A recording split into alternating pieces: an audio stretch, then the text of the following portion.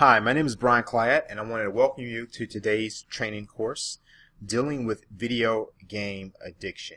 Now, you may be asking yourself, why did I select this course, topic, and why would someone be interested in taking this course? Well, I'd like to share a little background about myself.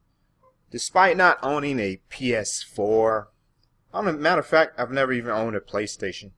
I'm more of the Nintendo, Super Nintendo, and Sega Genesis generation.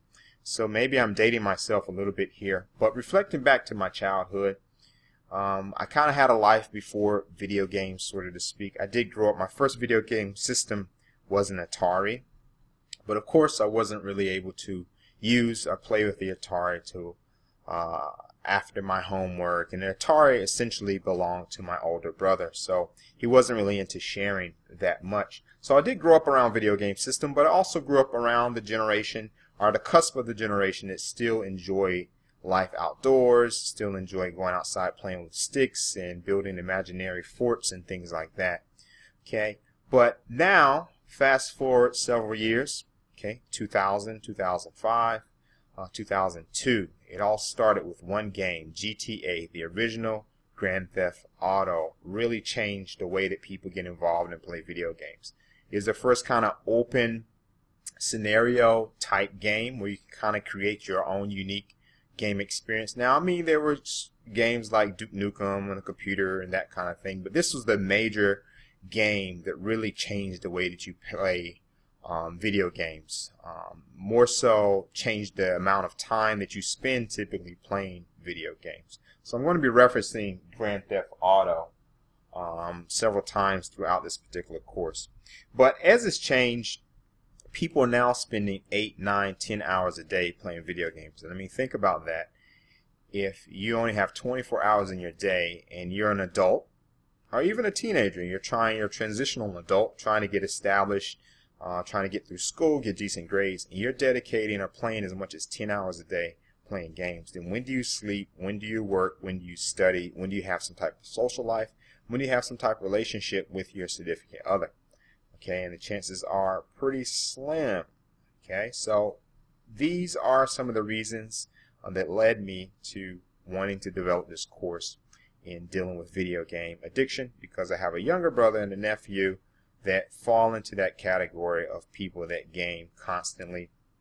Have a young nephew that's addicted to Call of Duty Black Ops 3. And when you take the game away, you threaten to take a game away, you know, he blows up and acts pretty bad about it. I have a younger brother that's currently in college, and he probably spends a lot more time on Fallout 4 and Assassin's Creed than he does studying for his game. So then studying for his exams and coursework. He's currently in college. All right, so this course is for parents of teenagers, for spouses or partners of adults that you think are on the cusp of video game addiction. Now, I'm not a psychologist. I'm not a psychiatrist. I am a researcher and a content developer. So I've kind of put those skills to use to develop a course that is a much cheaper alternative for you to help your loved one or help yourself with your possible video game addiction. I was recently out in LA visiting a friend of mine, and I lived out in LA a few years back. Actually, on 2 occasions I've lived in LA, and I live not too far from a place called Culver City, which is a small, I guess, medium-sized city within the LA County, Los Angeles County. And on my recent visit there, there was a cafe that I used to like to go to, a cafe that I frequent. They sold Indian food. I really like Indian food. But next door to where this cafe used to be, there's now a almost like a psychological practice there that actually helps people with video game addictions, similar to AA, Alcoholics Anonymous.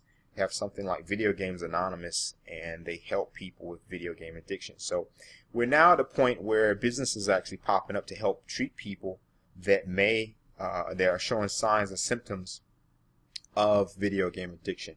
So this course is a quick fix, or not necessarily a quick fix. It is a first step in trying to find some type of solution without necessarily going out and spending several $100s an hour sitting down with a psychologist about why you play video games and why you want to avoid the real world and that kind of thing. So that's the premise and the focus of this course. I'm going to give some ways of identifying or facing your problem, 6 simple questions you should ask yourself. I'm also going to help you recognize the signs of video game addiction. I'm going to give some suggestions on reducing the impact of video games in your life. For a lot of people now, video games are kind of the focus of their social life. I mean, you can put on your headset and talk with friends around the world about all types of things as you play video games with them. So a lot of people are avoiding friends kind of in the analog world and heavily preferring friends in the digital or video game world. So I'm also going to talk about some of the physical costs or the physicalities or physical symptoms of video game addiction, such as carpal tunnel, migraine headaches, some other issues that have been known to be caused by playing video games, even sleep disturbances, sleepwalking. Then I'll get into kind of the psychology of addiction, and the psychology piece really applies to kind of any such addiction, video games also included. Outside of that, I'm going to be talking about, especially when we get down to Module 6, virtual reality and obesity. So there is now a linkage between video game and video game addiction and being obese. Okay, hence the word couch potato. Okay, so people are no longer using the proverbial couch for watching TV. They're also becoming couch potatoes that are addicted to playing video games. And then in Module 7, I'm going to cover the 5 keys to preventing stimulus addiction. Okay, how you can prevent your kids, your loved ones, your partners, your spouses from video game addiction. Because there's nothing wrong playing video games. It's just when it becomes at an obsessive level or to the point where you start to substitute analog type activities such as going out, enjoying friends and family for your game time. And then I'm going to close out with 2 additional modules. Module 8, I'm going to talk about kind of the proper steps for curing your video game addiction. So these will be some steps and some possible solutions for overcoming such an addiction. And in Module 9, I'm going to talk about steps in curing video game addiction, as well as 5 intervention methods for game intervention.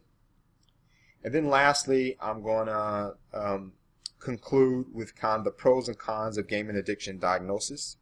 So if you are at the point where you are starting to consult a psychiatrist or psychologist as it relates to your personal video game addiction or video game addiction of your loved ones, then I will kind of give you some things to look for in selecting that professional help, as well as some updates as it relates to the American Medical Association, because recently, and I'll talk about this more in Module 10, but the American Medical Association actually recently rejected a proposal to actually include video game addiction as an official psychiatric disorder. But because it was rejected this year does not necessarily mean it will be rejected in years coming. So hopefully I will cover the brink of give you some solutions, some ideas to countering video game addiction, as well as some next steps. So this is your start. Thank you again for purchasing this course. As always, if you have any questions, always feel free to get in contact with me via email, message, or by posting a discussion board question. I will talk to you soon and see you on the other side. Bye.